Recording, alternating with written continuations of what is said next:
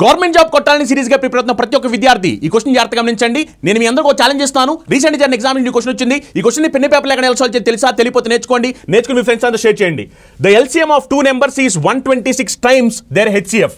If there HCF is 7 and the difference between two numbers is 5 times the HCF, then the sum of two numbers is రెండు సంఖ్యల కాసాగు వాటి గాసాబు కంటే 126 రెట్లు, వాటి గాసాబా 7 అయితే మరియు రెండు సంఖ్యల మధ్య వ్యత్యాసము గాసాబా కంటే 5 రెట్లు ఉంటే అప్పుడు రెండు సంఖ్యల మొత్తము ఎంత అంటున్నారు.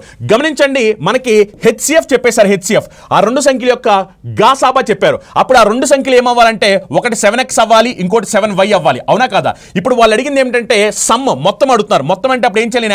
యాడ్ చేస్తే 7x + 7y. అవునా కదా? అంటే మన ఆన్సర్ ఏమవ్వాలంటే 7 యొక్క గుణిజం. ఎందుకంటే 7x + 7y అంటే 7 యొక్క గుణిజం కదా. మన ఆన్సర్ 7 యొక్క గుణిజం అవ్వాలి. 7 యొక్క గుణిజం ఎక్కడుందో చెక్ చేద్దాం. చెక్ చేయండి. ఇగో చూడండి, 7 8 టైమ్స్ చేస్తే 56 వస్తుంది. 56 అంటే ఇది పోవట్లేదు, రాంగ్ ఆన్సర్ అయిపోతుంది. నెక్స్ట్ చూడండి, 7 3 టైమ్స్ 21, ఇది కూడా పోవట్లేదు, రాంగ్ ఆన్సర్ అయిపోతుంది. నెక్స్ట్ చూడండి, 7 2 టైమ్స్ చేస్తే 14 14 and 21 మిగిలింది. ఇగో ఇది పోతుంది కాబట్టి ఇది రైట్ ఆన్సర్ అవడానికి అవకాశం ఉంది. ఇక ఇక్కడ చూడండి, ఇక్కడ చూస్తే కనుక 7 1 టైమ్స్ 7, నెక్స్ట్ ఇది కూడా పోవట్లేదు. మరి ఇక్కడ 7 లో డివిజిబుల్ నెంబర్ ఒక్కటి మాత్రమే కనిపిస్తుంది, 161. ఇది ఆన్సర్ అయిపోద్ది. ఇలా క్వశ్చన్ కనిపిస్తుంది. ఈ క్వశ్చన్ జాగ్రత్తగా గమనించండి. దీంట్లో ఏమడుతున్నారు వాళ్ళు? ప్రొడక్ట్ అడుగుతారు. లాజిక్ మాత్రం సేమ్. ప్రొడక్ట్ అంటే 7x × 7y అవుద్ది. ఇలా చెక్ చేసుకున్నా సరే మన 7 మల్టిప్లై అవ్వాలి. మరి ఈ క్వశ్చన్ ఆన్సర్ వెంటనే కామెంట్ చేయండి. ఇలాంటి మరిన్ని వీడియోస్ కోసం చందన్ లాజిక్స్ ని ఫాలో అవ్వండి.